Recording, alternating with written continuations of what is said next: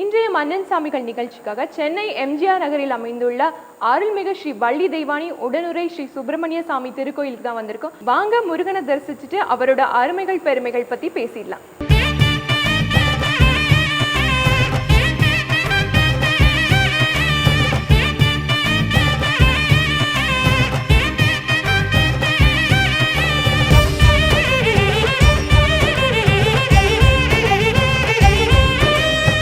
அருள்மிகு ஸ்ரீ வள்ளி தெய்வானை உடனுரை ஸ்ரீ சுப்பிரமணிய சாமிக்கு அபிஷேகம் ஆராதனையும் நடக்க இருக்கு. வாங்க பார்த்துட்டு வந்துடலாம்.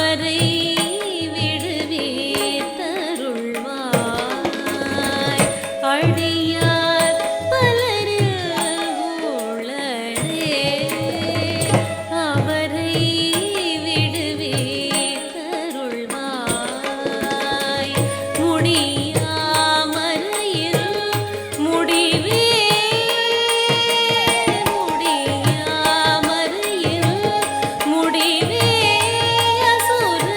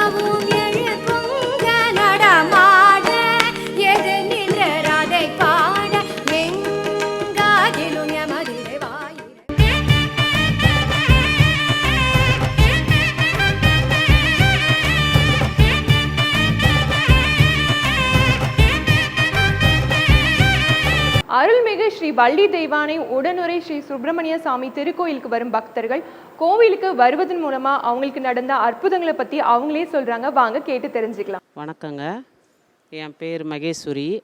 நான் எம்ஜிஆர் நகரில் தான் இருக்கிறேன். நான் சின்ன பிள்ளையிலேருந்து இங்கே தான் இருக்கேன். நான் சின்ன பிள்ளையிலேருந்து இந்த கோவில் அப்போ சின்ன கோவிலாக இருந்தது. அப்போ சும்மா அந்த பக்கம் விளையாடுவோம், இந்த பக்கம்லாம் வருவோம், பசங்களோட சேர்ந்து விளையாட்டு அதுக்கப்புறம் போவோம். இப்போ அன்னையிலேருந்து இன்னி வரலாம் இங்கேயே தான் கல்யாணம் பண்ணிக்கின்னு இங்கேயே தான் இருக்கிறோம். நான் கிட்டத்தட்ட 36 வருஷம் ஆயிடுச்சு மேரேஜ் ஆகி. அதுலேருந்தும் தொடர்ந்து வந்துக்கிட்டு தான் இருக்கிறேன். நல்ல சக்தி உள்ள கோவில் இது. நல்லா வைப்ரேஷன் இருக்குது. நல்லா பிரதோஷம்லாம் நல்லா பண்ணுவாங்க, சங்கட சதுர்த்தி எல்லாம் நல்லா பண்ணுவாங்க.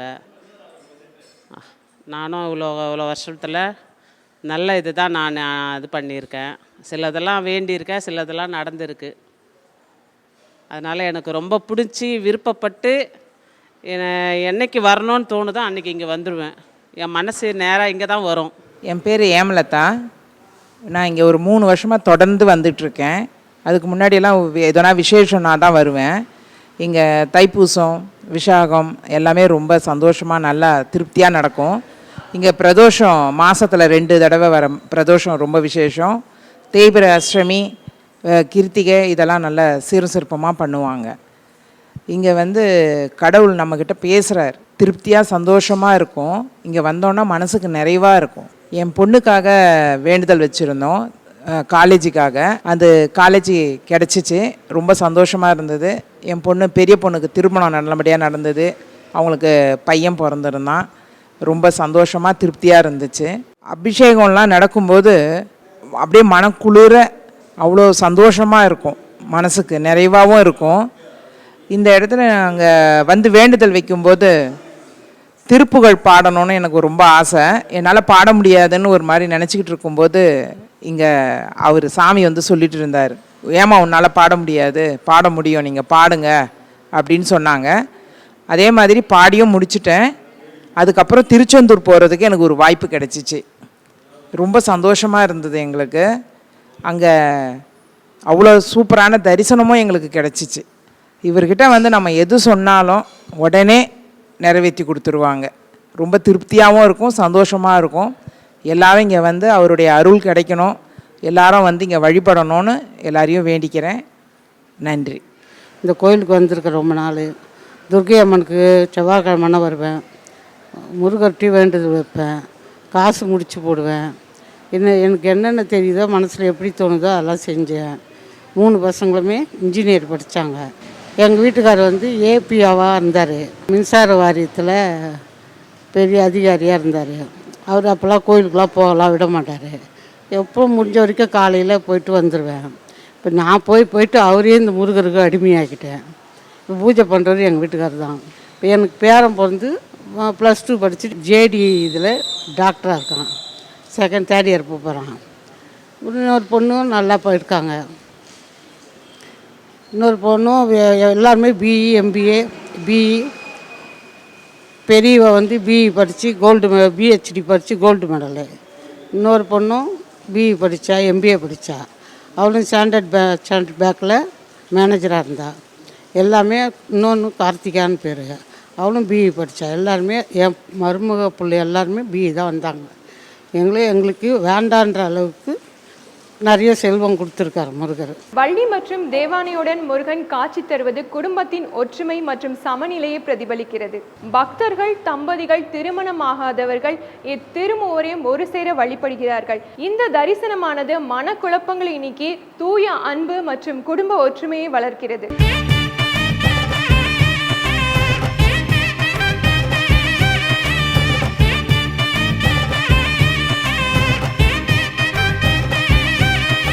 அருள்மிகு ஸ்ரீ வள்ளி தெய்வானை உடனுரை ஸ்ரீ சுப்பிரமணிய சாமி திருக்கோயில் அர்ச்சகர் அவர்கள் கோவில் வரலாறு பற்றியும் சிறப்புகள் பற்றியும் அவரே சொல்றாரு. வாங்க கேட்டு தெரிஞ்சுக்கலாம். ஆறுமுகம் அருளிடும் அனுதினமும் ஏறுமுகம். எனது பெயர் சுப்பிரமணியன். நான் தமிழ்நாடு மின்சார வாரியத்தில் அதிகாரியாக இருந்து ஓய்வு பெற்றவன். இதுக்கு முன்னே இந்த கோயிலெலாம் வரதில்லை. நான் 15 ஆண்டுகள் ஆகிறது. 15 ஆண்டுகளும் இவருக்கு சேவை செய்துட்ருக்கேன். இந்த கோயில் 1968ஆம் ஆண்டு இங்கே நிறுவப்பட்டது. அப்போது குடிசையாக இருந்தது. அதுக்கப்புறம் கொஞ்சம் கொஞ்சமாக அந்த தெருவில் இருக்கிறவங்க மக்கள் பக்தர்கள் எல்லாரும் சேர்ந்து ஓலை எடுத்துகிட்டு ஓடு போட்டாங்க. ஓடு போட்டோன்னே தர்மகர்த்தா என்பவர் அவருடைய இடத்த கொடுத்து மேலே அந்த இதுலாம் தலைலாம் போட்டாங்க. போட்டுட்டு அதுக்கப்புறம் அவருக்கு வந்து மரம் வந்து ஒரு 10 பிள்ளைகளை கொடுத்துட்டார். அவர் கொடுத்ததும் இல்லாமல் அவருக்கு வேண்டிய பொருட்செலவு எல்லா இதுவும் அவர் அருளியிருக்கார். எல்லாம் அதுக்கப்புறம் படிப்பு, அவருக்கு 10 குழந்தைகளுக்கும் கல்யாணம் ஆகிறதுக்கு வரையும் எவ்வளோ செலவு செய்யணுமோ எல்லாமே செலவு பண்ணார். எல்லாருக்கும் ஒவ்வொரு வீடும் வாங்கி கொடுத்துருக்காரு. யார்? அந்த பகவான் தான். அதுக்கு முன்னே அவரால் எதுவுமே சாப்பாட்டுக்கே வழி இல்லாமல் இருந்தவர். தர்மகர்த்தா அவர் தான் எடுத்தாந்து இங்கே வச்சவர். அவருக்கு அவ்வளோ இதாக இருந்து பொருள் நெருக்கடியிலேருந்து இப்போது இந்த 20-30 ஆண்டுகள் 60 ஆண்டுகளில் அவர் சரியாக அதை முன்னேற்றம் அடைந்து விட்டார். இந்த கோயிலில் முருகப்பெருமான் வள்ளி தெய்வானம் இருப்பது மிகவும் சிறப்பானது. இந்த முருகப்பெருமானுக்கும் வள்ளி தெய்வானுக்கும் நாங்கள் தைப்பூசத்து அன்றைக்கி பால் குடம் எடுப்பாங்க, காவடி எடுப்பாங்க. அதுக்கு அடுத்தது பார்த்தீங்கன்னாக்கா பங்குனி உத்திரத்து பகவானுக்கு வள்ளி தெய்வானைங்களுக்கு திருமணம் செய்து வைப்பாங்க. அது மிக சிறப்பாக இருக்கும். மாதம் அவர் கிருத்திகையை நடைபெறும். சஷ்டி விரதம் இருப்பாங்க, சஷ்டி விரதம் இருந்திருக்காங்க. அதுபோல் இங்கே சிவபெருமானுக்கு மாதம் 2 தடவை வளர்பிறை பிரதோஷம், தேய்பிறை பிரதோஷம். இந்த பிரதோஷ காலத்தில் சிறப்பாக நடைபெறும். அவருக்கு மகா சிவராத்திரி அன்றைக்கு 4 கால பூஜை சிறப்பாக நடைபெறும். இதுவும் இல்லாமல் இங்கே பார்த்தீங்கன்னா விஷ்ணு இருக்கார். விஷ்ணுவுக்கு அவருக்கு வந்து சனிக்கிழமை தோறும் அபிஷேகமும் ஆராதனையும் சிறப்பாக நடைபெறும். அதுக்கப்புறம் மாதத்துக்கு அந்த சங்கர சதுர்த்தி அன்றைக்கு சிறப்பான முறையில் அவருக்கு விநாயகருக்கு நல்லா சிறப்பான அபிஷேகங்களும் ஆராதனைகளும் நடைபெறும். அதுவும் இல்லாமல் விநாயகர் சதுர்த்திக்கு அவருக்கு இது பண்ணுவோம். எல்லா கிருத்திகைகளும் நம்ம வள்ளி தெய்வான உடனே சுப்பிரமணிய சுவாமிகள் திருவீதி வருவார். திருவீதி வரும்போது 6 மணிக்கு இங்கேருந்து புறப்படுவோம். 6 மணிக்கு புறப்பட்டு 11 மணிக்கு தான் வருவோம். அவ்வளோ நேரம் பக்தர்கள் நிறைய ஆவலோடு தன்னுடைய வேண்டுதலை வேண்டி வெளியே வந்து அர்ச்சனை செய்து கொண்டு செல்வார்கள். அதுபோல் இவர் கால பைரவர் இருக்கார். தேய்பிறை அஷ்டமியில் சிறப்பாக அவருக்கு அபிஷேகமும் ஆராதனைகளும் நடைபெறும். இப்படி அதே போல் நவகிரகங்கள் இருக்காங்க. நவகிரகங்கள் வந்து நவகிரகத்தில் எல்லாருக்கும் பரிகாரம் செய்வாங்க. எல்லாருக்கும் பரிகாரம் செய்து இதுக்கு ஒரு உதாரணம் சொல்ல வேண்டுமென்றால், ஏற்கனவே ஒரு 30 வயசு பெண்ணு வந்து திருமணம் ஆக வேண்டியது, திருமணம் ஆகாமல் 38 வயசு வரலும் திருமணம் ஆகலை. பகவான்கிட்ட வந்து முறையிட்ட பிறகு அவருக்கு 39 வயசில் திருமணம் ஆகி தூத்துக்குடியில் சென்றார். தூத்துக்குடியிலேருந்து அங்கேருந்து வந்து பகவானுக்கு அவருடைய பிரார்த்தனை என்ன செய்தார், அவர் வந்து பரிகாரம் செய்துவிட்டு சென்றார். அடுத்த வருஷமே அவருக்கு குழந்தை பேர் பெற்றது. இப்போ கடைசியாக நடைபெற்ற தைப்பூசத்தன்றைக்கு 3 மாத குழந்தையுடன் பால் காவடி எடுத்து வந்தார்கள். நாங்களும் கையில் என்ன சின்ன குழந்தையாக இருக்குது, இந்த குழந்தை தூக்கிட்டு வரையாமான்னு கேட்டேன். முருகப்பெருமானுடைய அருளால் முருகனே எனக்கு ஆண் பிள்ளையாக வந்து பிறந்திருக்காரு. அதனால் நாங்கள் தைப்பூசம் ஏறக்குறைய அவங்களுக்கு 1 கிலோமீட்டர் தொலைவு அந்த சிறு 3 மாத குழந்தையை தூக்கி கொண்டு அந்த குழந்தையின் கையிலே பால் காவடி எடுத்து கொண்டு வந்து மிகவும் அதிசயமாக இருந்தது. கேட்டபோது இது தான் சொன்னார்கள். அதுபோல் நம்ம சிவபெருமான்கிட்ட கடன் தொல்லை யாராவது ஏமாத்தினா அவர்கிட்ட சொன்னாக்கவே அவர் கண்டிப்பாக பிரதோஷம் அன்றைக்கி வேண்டிக்காங்க. இப்போ கடைசியாக ஒரு அம்மையார் வந்து பிரதோஷம் அன்றைக்கி வேண்டிட்டாங்க. என் குழந்தைங்களுக்கு யாருமே இது காலேஜில் நல்லா படிச்சிருக்கா, மார்க் எடுத்திருக்கா, ஆனால் எனக்கு காலேஜில் சீட்டு கிடைக்கல அப்படின்னு பிரதோஷம் அன்றைக்கி வேண்டின உடனே வேண்டிட்டு வீட்டுக்கு போகும்போது மறுநாள் காலையில் அவருக்கு ஒரு தபால் வந்தது. எந்த காலேஜில் சீட்டு தரமாட்டேன்னு என்று சொன்னார்களோ அதே காலேஜில் உங்களுக்கு சீட்டு உள்ளது, வந்து பெற்றுக்கொள்ளுங்கள் அப்படின்னு சொல்லிவிட்டான். அதுபோல் அது மாதிரி நடக்கிறது. அதே போல் இந்த 3வது தெருவில் பம்மல் நல்ல தம்பி தெருவில் ஒரு 10 ஆண்டுகள் முன்னாடி ஒரு தாயம் வந்து பகவான்கிட்ட வேண்டாங்க. என்னம்மா ஏன் அழுகுறீங்கன்னு. இல்லை, என் மகன் வந்து இப்போ தான் இன்றைக்கி தான் 1 லட்ச ரூபா கொடுத்து ஒரு 2 வீலர் வாங்கிட்டு வந்தார். வந்து வீட்டுக்கு முன்னாடி நிற்க வச்சுட்டு உள்ளே போனார். ஆனால் வெளியே வந்து பார்க்கும்போது 2 வீலர் காணோம் அப்படின்னு பகவான்கிட்ட இருந்தார். சரி, அவருக்கு அர்ச்சனை பண்ணிவிட்டு கண்டிப்பாக ஒரு வார காலத்துக்குள் கிடைத்துவிடும் என்று சொல்லி அனுப்பி வைத்தேன். ஆனால் 4 நாட்களிலே அந்த வண்டி அவருக்கு கிடைத்து விட்டது. அதுக்காக அவர்கள் வந்து பகவானுக்கு அவருடைய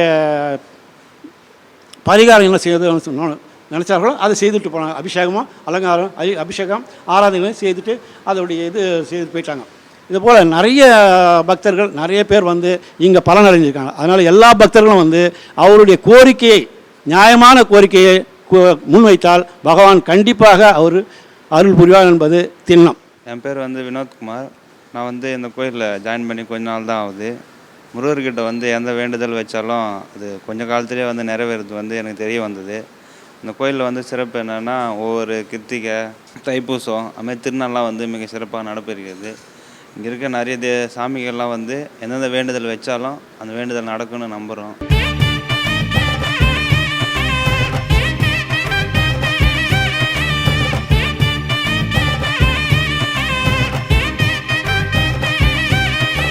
இன்றைய மன்னன் சாமிகள் நிகழ்ச்சிக்காக சென்னை எம்ஜிஆர் நகரில் அமைந்துள்ள அருள்மிகு ஸ்ரீ வள்ளி தெய்வானை உடனுரை ஸ்ரீ சுப்பிரமணிய சாமி திருக்கோயிலுக்கு தான் வந்திருந்தோம். வந்ததும் முருகனை தரிசிச்சுட்டு கோவிலுக்கும் வரும் பக்தர்கள் முருகன் மூலமா அவங்க வாழ்க்கையில் நடந்த அற்புதங்கள், அதிசயங்களை பத்தி அவங்களே சொன்னாங்க. அதுக்கப்புறம் கோவில் அர்ச்சகர் அவர்கள் கோயில் வரலாறு பற்றியும் கோயிலோட சிறப்புகள் பற்றியும் சொன்னாங்க. நீங்களும் முருகனை தரிசிச்சு முருகனோட அருள் பெறுங்க. மற்றும் ஒரு நிகழ்ச்சியில் சந்திக்கிறேன். நன்றி, வணக்கம்.